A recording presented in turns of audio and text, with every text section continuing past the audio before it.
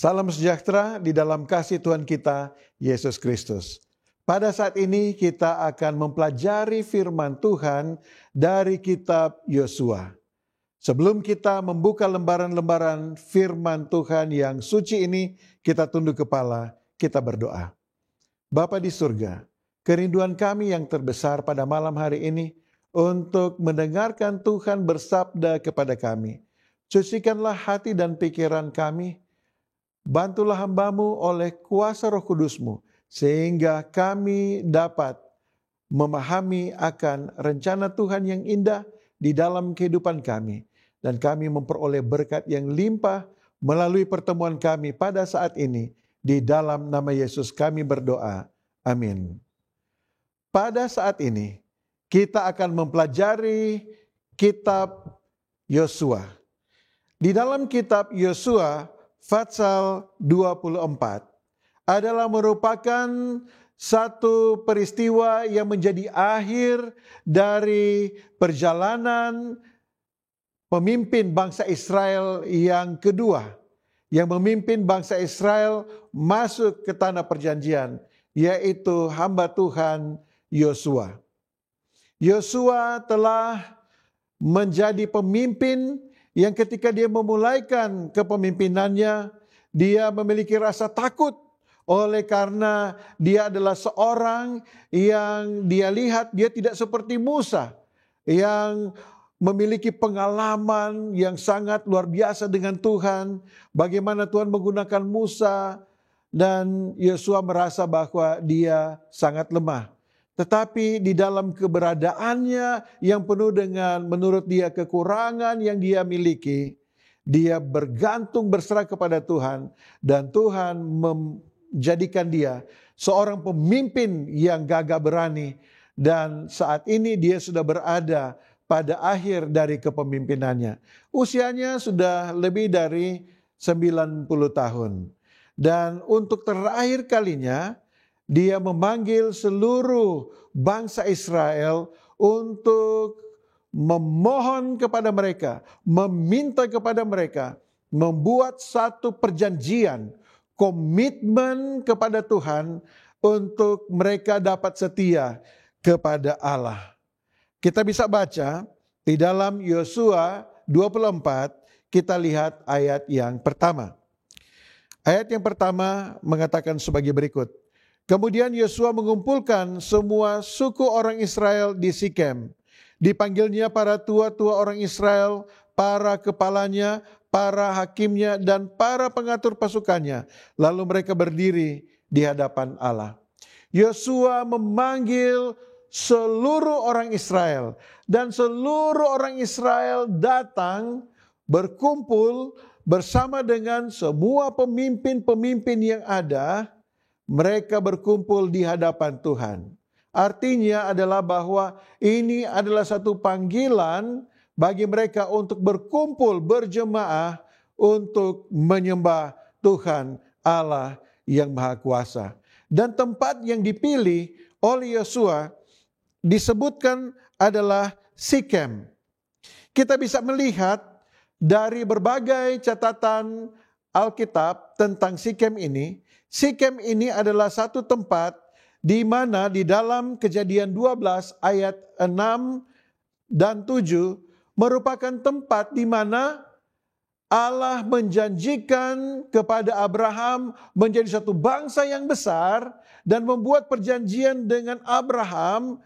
Apabila dia setia kepada Tuhan, maka Tuhan akan memberikan kepadanya tanah perjanjian yang luas. Ini adalah satu tempat yang bersejarah karena Abraham adalah leluhur dari bangsa Israel.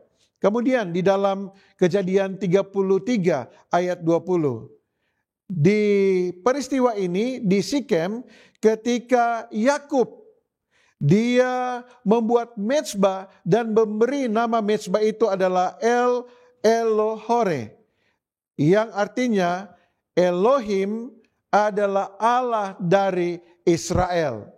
Elohim adalah Allah dari Yakub, karena nama Israel itu adalah nama yang Tuhan berikan sebagai pengganti nama Yakub sesudah dia bergumul dengan Tuhan. Di sini ada komitmen dari Yakub bahwa Elohim adalah Tuhan atau Allah dari Yakub.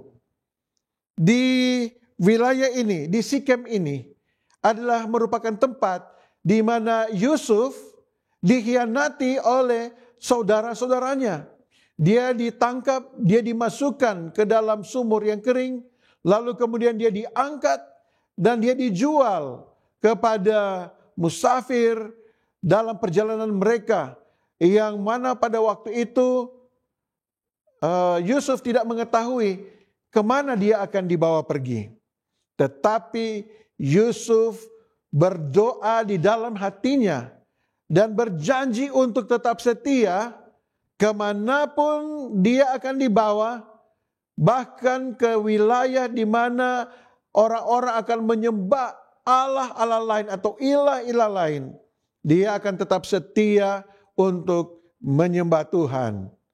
Ini adalah satu tempat yang penting ketika Yesus berada di dunia ini. Di zaman perjanjian baru, tempat ini, Sikem, adalah tempat di mana Yesus yang siang hari itu dalam keadaannya yang haus, dalam keadaannya yang letih, dia bertemu dengan seorang perempuan Samaria di sumur Yakub, dan disinilah tempat di mana seorang Samaria, wanita yang memiliki kehidupan yang tidak baik ini, dia menerima air yang tidak pernah akan dapat kering, ataupun air yang akan terus-menerus dapat memuaskan kehidupannya. Dia tidak pernah lagi akan dahaga, yaitu dia menerima air kehidupan, tepatnya di Sikem. Jadi bukanlah satu kebetulan Yosua mengumpulkan mereka di Sikem. Oleh karena di Sikem ini ada perjanjian besar yang dibuat oleh leluhur mereka, oleh orang-orang yang bertemu dengan Tuhan. Dan Yosua menginginkan agar bangsa Israel melakukan pembaharuan komitmen mereka untuk setia kepada Tuhan.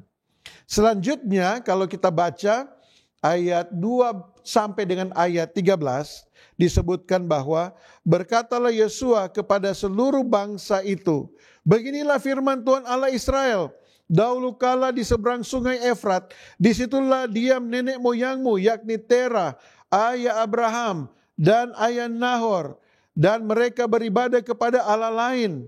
Tetapi aku mengambil Abraham bapamu itu dari sebelah sungai Efrat, dan menyuruh dia menjelajahi seluruh tanah Kanaan.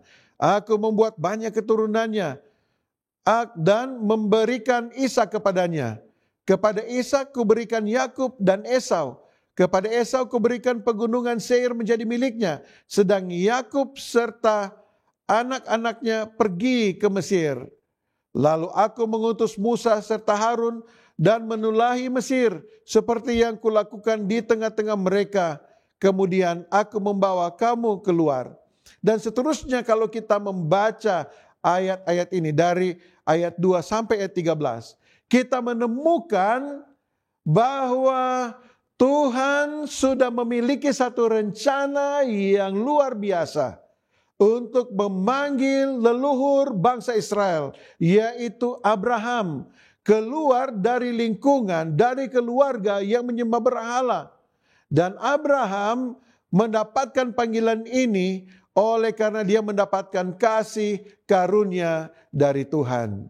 Saya melihat ada pelajaran yang penting bagi saudara dan saya, para sahabat teduh yang kami kasih dalam Tuhan Yesus Kristus, bahwa di dalam kehidupan kita, di dalam perjalanan kehidupan ini, bahwa ada rencana Tuhan. Tuhanlah yang sudah memanggil dan memimpin kehidupan saudara sampai dengan saat ini. Bahwa saudara berada saat ini bukan oleh karena prestasimu, bukan oleh karena kemampuan akademismu, bukan oleh karena kemampuan finansialmu, tetapi kehidupan kita adalah merupakan rancangan Tuhan. Tuhan memanggil kita. Tuhan mempunyai satu maksud. Dan sebagaimana Abraham, leluhur dari bangsa Israel ini, dipanggil keluar. Dan dia memperoleh kasih karunia, memperoleh keselamatan. Begitu pula dengan kehidupan kita. Allah lah yang sudah memanggil kita keluar dari kegelapan menuju kepada terangnya yang ajaib. Dan kita akan terus berjalan bersama dengan Tuhan sampai kita tiba kepada tanah yang dijanjikan Tuhan bagi kita, yaitu tanah perjanjian surgawi. Kehidupan dari bangsa Israel yang digambarkan oleh Yosua di sini tentang bagaimana mereka menghadapi berbagai tantangan dengan musuh-musuh mereka. Bagaimana Tuhan memimpin mereka di dalam ketidakberdayaan mereka, melewati Laut Merah, menduduki wilayah tanah Kanaan, menempati rumah-rumah, menempati dan menggunakan ladang-ladang yang sudah dibuat oleh bangsa-bangsa yang mereka halau dari tanah perjanjian ini. Menunjukkan bahwa sesungguhnya kalau Tuhan memanggil akan umat-umatnya, Tuhan akan memberikan jalan keluar. Ketika Tuhan memanggil saudara, ketika Tuhan memberikan kepada kita panggilannya dan misi untuk kita laksanakan. Ketika kita berhadapan dengan tantangan-tantangan kehidupan, kesulitan, biarlah kita selalu ingat bahwa Tuhan sangat mencintai kita. Bahwa Tuhan akan menghalau segala halangan rintangan yang ada di hadapan kita. Dan memberikan kepada kita kemenangan untuk memperoleh apa yang sudah direncanakan oleh Tuhan. Kita dapat percaya kepada Tuhan. Dan apabila kita berhadapan dengan kesulitan hidup ini, jangan kita ragu. Kita dapat melihat ke belakang sama seperti Yosua mengingatkan bangsa Israel. Bahwa ketika mereka melihat ke belakang kepada leluhur mereka, bahwa Tuhan tidak pernah lalai memimpin akan leluhur mereka. Tuhan akan memimpin kehidupan mereka saat ini dan untuk masa depan mereka. Selanjutnya kita melihat pada Yosua 24 ayatnya yang ke-14 dan 15. Di dalam ayat 14 disebutkan, oleh sebab itu takutlah akan Tuhan dan beribadahlah kepadanya dengan tulus ikhlas dan setia. Jauhkanlah Allah yang kepadanya nenek moyangmu telah beribadah di seberang sungai Efrat di Mesir, dan beribadahlah kepada Tuhan. Satu kekhawatiran dari Yosua, dia melihat kepada perjalanan bangsa Israel ini, bahwa terus-menerus bangsa ini selalu jatuh di dalam komitmen dan kesetiaan mereka beribadah kepada Tuhan.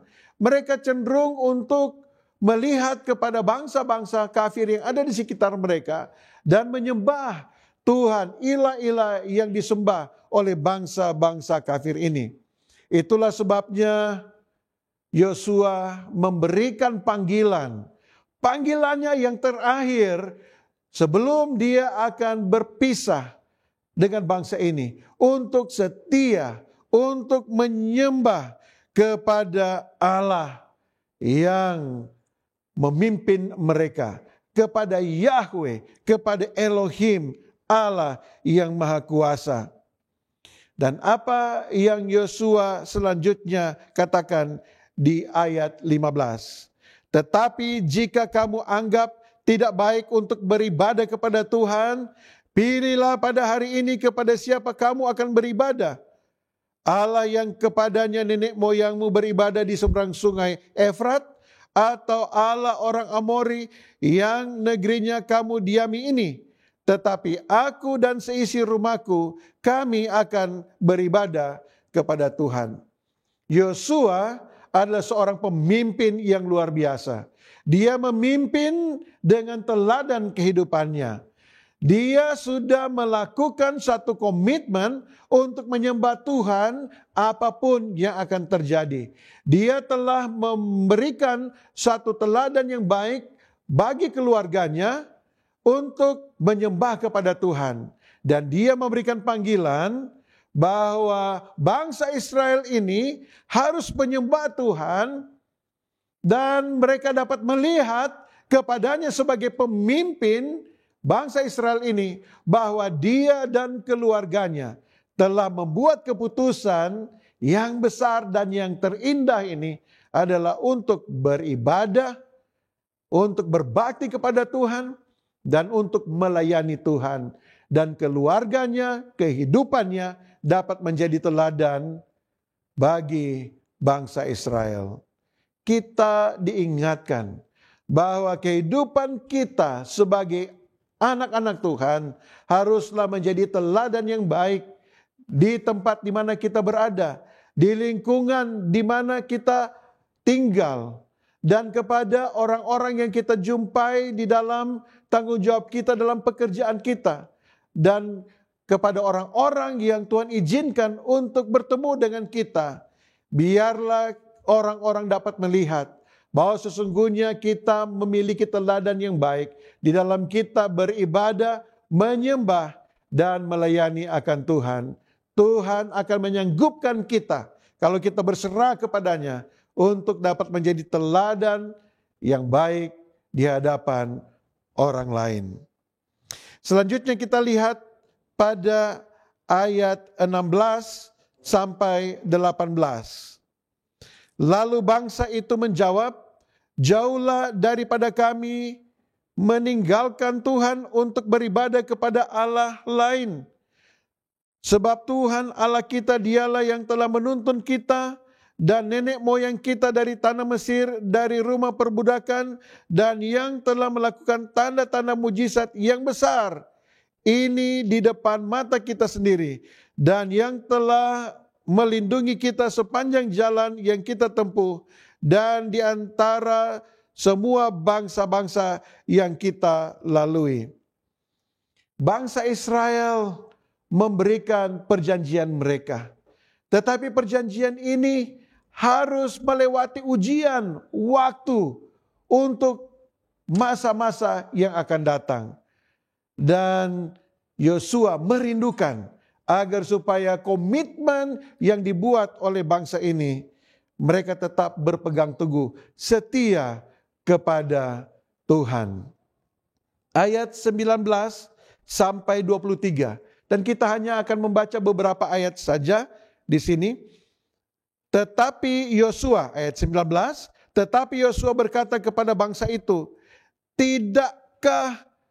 tidaklah kamu sanggup beribadah kepada Tuhan, sebab dialah Allah yang kudus, dialah Allah yang cemburu, ia tidak akan mengampuni kesalahan dan dosamu.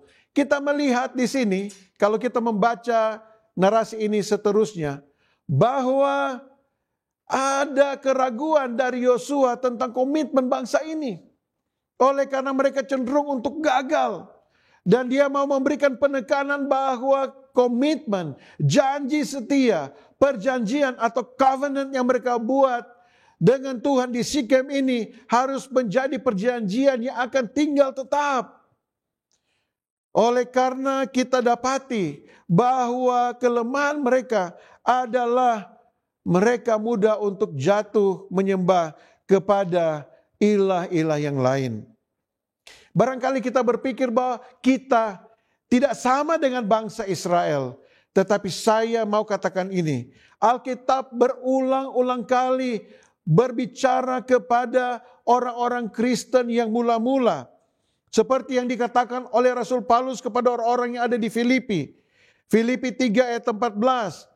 Bahwa orang-orang yang hidup di zamannya orang yang mengaku Kristen, mereka lebih mementingkan apa yang dikehendaki oleh hawa nafsu mereka. Pikiran-pikiran mereka tertuju kepada hal-hal yang duniawi di dalam Filipi 3 ayat 19. Dan ini adalah masalah yang dihadapi oleh kita semua. Oleh karena barangkali kita dapat katakan, tapi saya tidak punya patung, saya tidak menyembah kepada lain. Tetapi seorang yang bernama Tim Keller mengatakan bahwa segala sesuatu yang menjauhkan, memisahkan hubungan kita dengan Tuhan, itu dapat menjadi ilah atau berhala bagi kehidupan orang Kristen. Demikian pula halnya dengan pena inspirasi, menyebutkan bahwa segala hal yang kita utamakan lebih dari mengutamakan Tuhan, ini dapat menjadi ilah berhala di dalam kehidupan kita. Barangkali yang kita utamakan adalah karir kita sehingga kita tidak lagi setia di dalam peribadatan kita. Barangkali yang kita utamakan adalah harta kita, mencari keuntungan sehingga kita melupakan peribadatan kita dan pelayanan kita kepada Tuhan. Barangkali bagi orang muda, dirimu yang menjadi tolak ukur yang engkau taruh melebihi daripada ketaatanmu kepada Tuhan.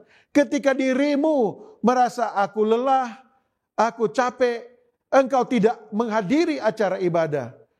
Dirimu menjadi tolak ukur. Ketika saya merasa senang untuk pergi ke gereja, saya akan pergi. Tapi kalau saya tidak senang, saya mau tinggal. Dan ini adalah bahaya yang dialami oleh semua orang yang mengakui tentang diri mereka adalah free thinkers atau ateis.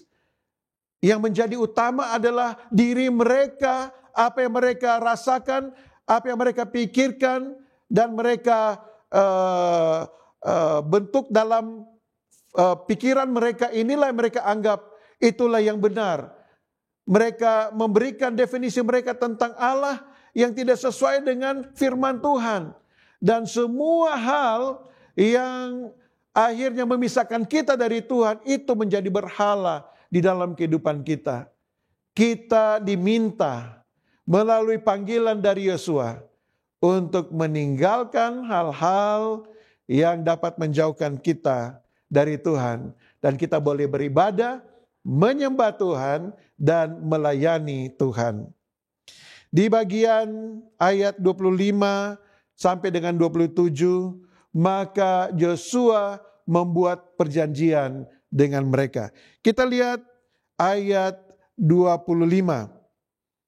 Pada hari itu juga Yosua mengikat perjanjian dengan bangsa itu dan membuat ketetapan dan peraturan bagi mereka di Sikem.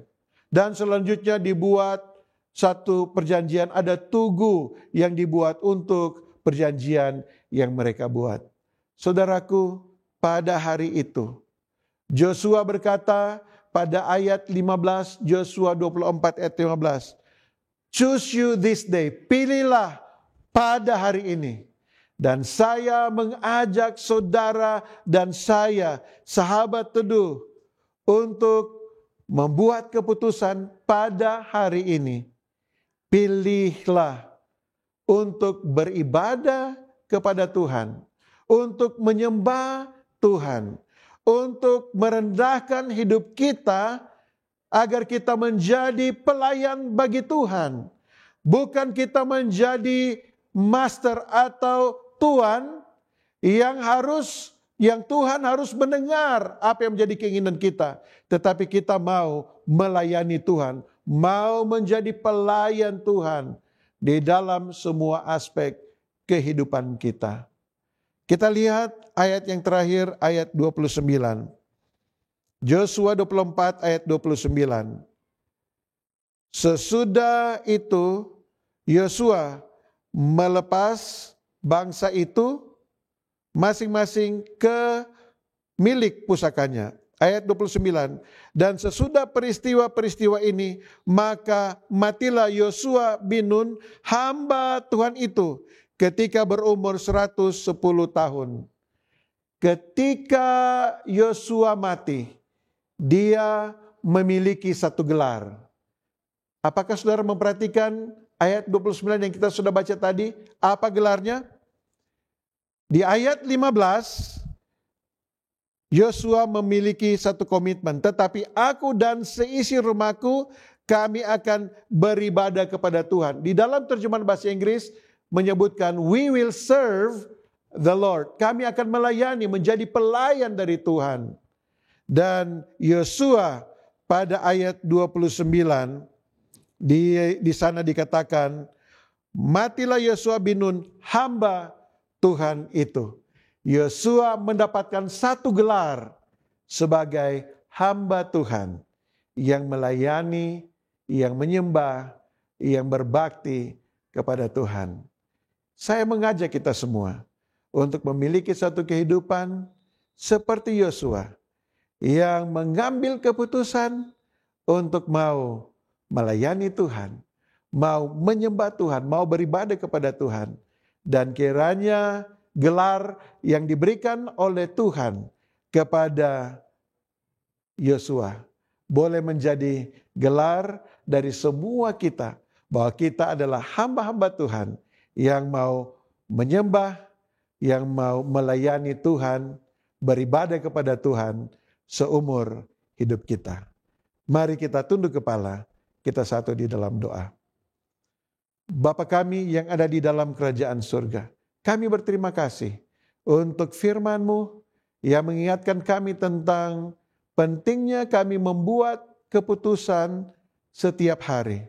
Dan pada hari ini kami mau membuat keputusan untuk dapat melayani Tuhan, untuk dapat beribadah kepada Tuhan, untuk dapat menyembah kepada Tuhan. Dan biarlah komitmen kami ini boleh menjadi komitmen bukan hanya pribadi kami, tetapi keluarga kami. Dan umat-umat Tuhan mau membuat komitmen ini. Sahabat teduh dapat membuat komitmen untuk dapat menyembah Tuhan, melayani Tuhan. Adalah doa kami di dalam nama Yesus. Amin.